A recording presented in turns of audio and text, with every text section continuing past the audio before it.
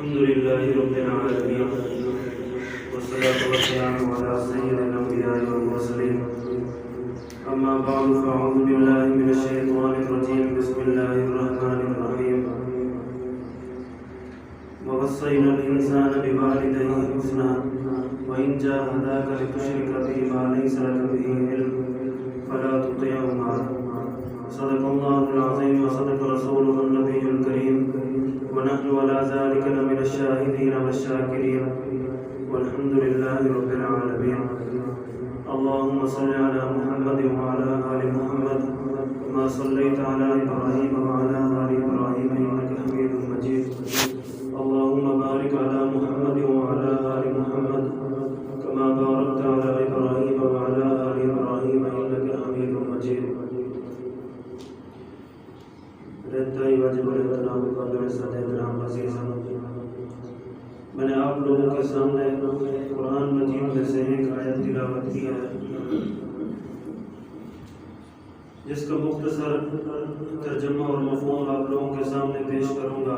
اللہ تبارک و تعالیٰ سے دعا کہ اللہ تعالیٰ صحیح معنی میں اس آیت کا ترجمہ اور تھوڑی سی تفصیل عرض کرنے کی توفیق عطا فرمائے، اور جو کچھ میں کہوں اس پر پہلے مجھے اور پھر آپ کو اس پر عمل کرنے کی بھی توفیق عطا فرما دیں۔ یہ جو میں نے آیات پیش کی ہے اس میں اللہ تعالیٰ نے والدین کے بارے میں عرض کیا ہے کہ اپنے والدین کے بارے میں آپ لوگوں نے اچھا سلوک کرنا ہے، حسن سلوک کرنا ہے۔ وَإِن جَاهَدَاكَ لِتُشْرِكَ بِي، ہاں اگر وہ تم کو ایسی دعوت دیتے ہیں یعنی کہ شرک کرنے کی دعوت دیتے ہیں، فَلَا تُطِعْهُمَا، تو پھر وہ آپ ان کی بات نہ مانیں، جس کے بارے میں آپ علم بھی نہیں رکھتے، پھر آپ لوگوں کو آپ کے والدین شرک کی دعوت دیتے ہیں، پھر آپ لوگ ان کی بات نہ مانیں۔ اس کے علاوہ اگر والدین کوئی بھی بات آپ لوگوں کے سامنے کہتے ہیں تو والدین کی بات مانا آپ لوگوں کے لیے فرض ہے۔ یعنی والدین نے یا والدہ نے آپ لوگوں کے سامنے کوئی ایسی بات کی ہے یعنی کہ وہ بات کرنا، آپ کے عمل کرنا وہ سنت ہے، وہ فرض ہے، والدین کی بات ماننا، اور آپ کے آگے وہ کام پڑا ہے جو سنت ہے۔ آپ سنت کو چھوڑ سکتے ہیں لیکن فرض جو والدین نے آپ کی بات کی ہے آپ کے سامنے وہ ماننا آپ کو ضروری ہے۔ میں ایک کلپ سن رہا تھا، ہمارے مفتی صاحب ہیں، مفتی عبدالواحد قریشی صاحب، ان کے پاس پرچی ہے، تو انہوں نے یہ سوال پوچھا کہ میں رات کو وضو کر کے سوتا ہوں، وضو کر کے سونے کا حکم ہے، لیکن والدہ جو ہے وہ اجازت نہیں دیتی کہ وضو نہ کیا کروں، تو اس کے بارے میں کیا کروں؟ تو مفتی صاحب نے جواب دیا، یہ سردیوں کا واقعہ ہے، جیسے سردی ہوتی ہے عام طور پر، تو مفتی صاحب نے جواب دیا کہ اگر والدہ آپ کو روکتی ہے وضو کرنے سے تو اس میں کوئی نہ کوئی ریزن ہوگا، وہ اس وجہ سے روکتی ہوگی کہ پانی ٹھنڈا ہے، ٹھنڈے پانی سے اگر آپ وضو کریں گے تو آپ کی طبیعت خراب ہو سکتی ہے، وہ اس وجہ سے والدہ آپ کو روکتی ہوگی۔ وضو کر کے سونا یہ سنت ہے، اگر نہیں کریں گے تو کوئی گناہ تو نہیں ہوگا، اس لیے آپ والدہ کی بات مان سکتے ہیں، والدہ کی بات مانیں، آپ وضو نہ کریں، بغیر وضو کے آپ سو جائیں، کوئی بات نہیں ہے۔ ہاں اگر پھر بھی آپ کا دل چاہتا ہے کہ میں وضو کر کے سوؤں، تو پھر آج کل تو آسان طریقہ ہے، آپ پانی گرم کر لیں، پانی گرم کرنے کے بعد آپ گرم پانی سے وضو کریں، وضو کر کے سو جائیں۔ اس کے باوجود بھی اگر آپ کو والدہ روکتی ہے کہ گرم پانی سے بھی وضو نہیں کرنا، تو پھر والدہ کی بات ماننا ضروری ہے، آپ وضو نہ کریں۔ یہاں تک کہ اگر آپ کو والدہ روکتی ہے کہ آپ مسجد میں جا کر جماعت سے نماز نہ پڑھیں، یہاں گھر نماز پڑھیں، تو والدہ کی بات ماننا ضروری ہے، آپ گھر میں نماز پڑھ لیں، آپ مسجد میں جا کر جماعت سے نماز نہ پڑھیں۔ دیکھو والدین کی بات ماننا کتنا ضروری ہے، جماعت کو چھوڑنے تک کا حکم دے دیا ہے، لیکن آج کل ہم والدین کی بات سے ٹس سے مس نہیں ہوتے۔ یہ اس کا احساس ہمیں تب ہوگا، آپ لوگوں میں سے جو صاحب اولاد ہیں ان کو تو اچھی طرح خیر پتہ چل گیا ہوگا، جو صاحب اولاد نہیں ہے تو پھر جب آپ لوگوں کی اولاد ہوگی نا پھر آپ کو پتہ چلے گا۔ جب آپ کی اولاد آپ کی قدر نہیں کرے گی، پھر آپ بند کمرے میں بیٹھ کر روئیں گے، پھر آپ کو پتہ چلے گا کہ والدین کی قدر نہ کرنے سے پھر والدین کے دلوں میں کیا تکلیف ہوتی ہے. وہ اپنا سوکھ دکھ سردی گرمی ہر چیز برداشت کر کے اولاد کو سکھ دیتے ہیں کہ میری اولاد سکھی رہے، میری اولاد سکھی رہے. لیکن اولاد جب بڑی ہو جاتی ہے، اس قابل ہو جاتی ہے کہ اب والدین کو ضرورت ہے اولاد کی، تو پھر اب اولاد پیچھے بھاگتی ہے.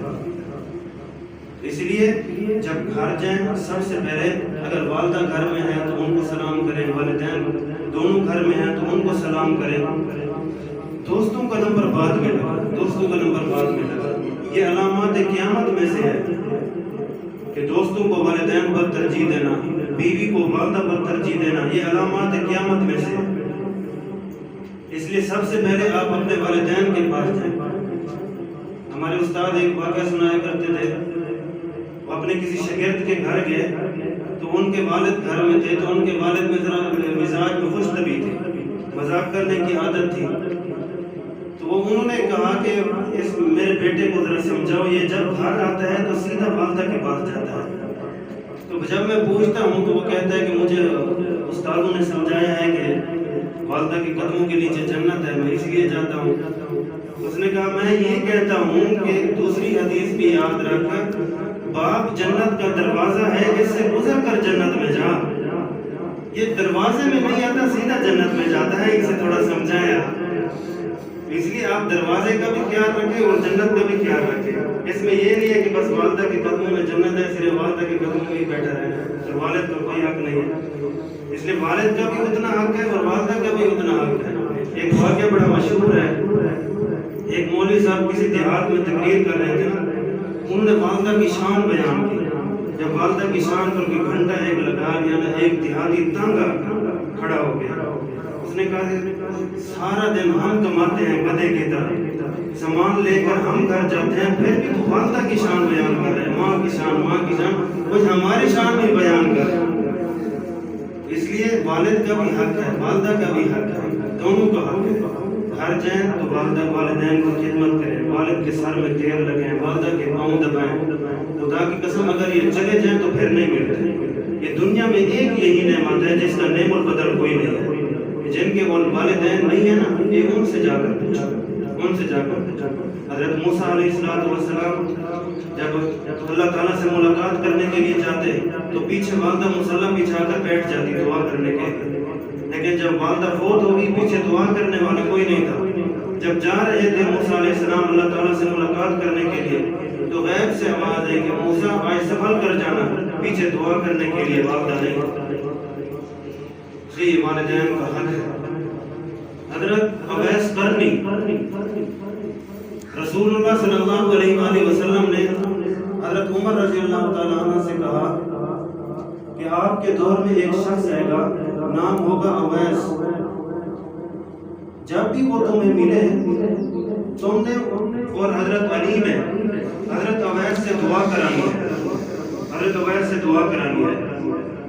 میں قسم اٹھا کر کہہ سکتا ہوں کہ حضرت عمر اور حضرت علی کو اویس جیسے کہ دعاؤں کی ضرورت نہیں ہے، لیکن ایک مقام سمجھانا تھا. حضرت عمر حضرت علی نے پوچھا تو حضور نے فرمایا کہ حضرت اویس نے اپنی والدہ کی اتنی خدمت کی ہے، وہ جب بھی دعا کے لیے ہاتھ اٹھاتا ہے اللہ تعالیٰ اس کے ہاتھ دعا کی قبول کیے بغیر واپس نہیں اٹھاتا. اس لیے جب بھی وہ تمہیں ملے عمر اور علی تم دونوں نے ان سے دعا کرانی ہے. تو عمر کا جب دور آیا تو ہر سال یہ حج کرنے کے لیے جاتے تو ڈھونڈتے اویس کہاں ہے، اویس کہاں ہے. تو ایک مرتبہ سارے حاجیوں کو جمع کر لیا لائن میں، کہا سب بیٹھ جاؤ، یمن والے کھڑے رہو.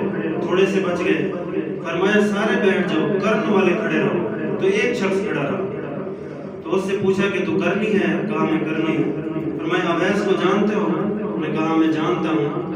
تو ان سے پوچھا، انہوں نے کہا کہ وہاں عرفات میں وہ اونٹ چرانے کے لیے گیا ہوا ہے. تو حضرت علی حضرت عمر دونوں وہاں چلے گئے. دیکھا تو ایک درخت کے نیچے حضرت اویس نماز پڑھ رہے ہیں، اونٹ چل رہے تھے.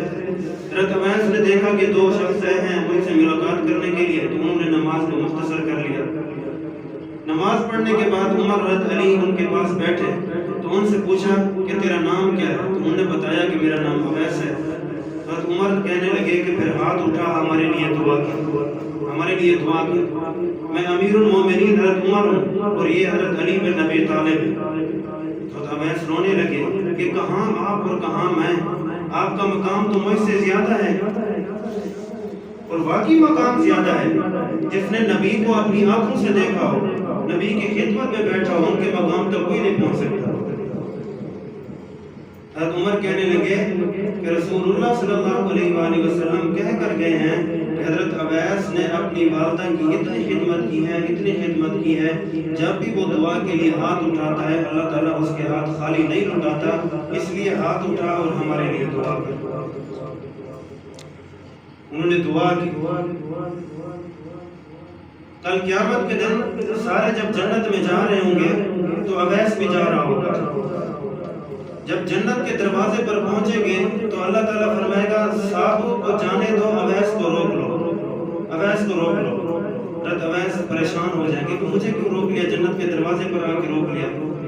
جب وہاں رکیں گے تو اللہ تعالیٰ فرمائیں گے اویس تو نے اپنی والدہ کی اتنی خدمت کی ہے، اتنی خدمت کی ہے، مجھے بہت پسند آئی ہے. آج پیچھے دیکھ، یہ سارے جہنمی کھڑے ہوئے ہیں، لاکھوں کی تعداد میں جہنمی کھڑے ہوئے ہیں.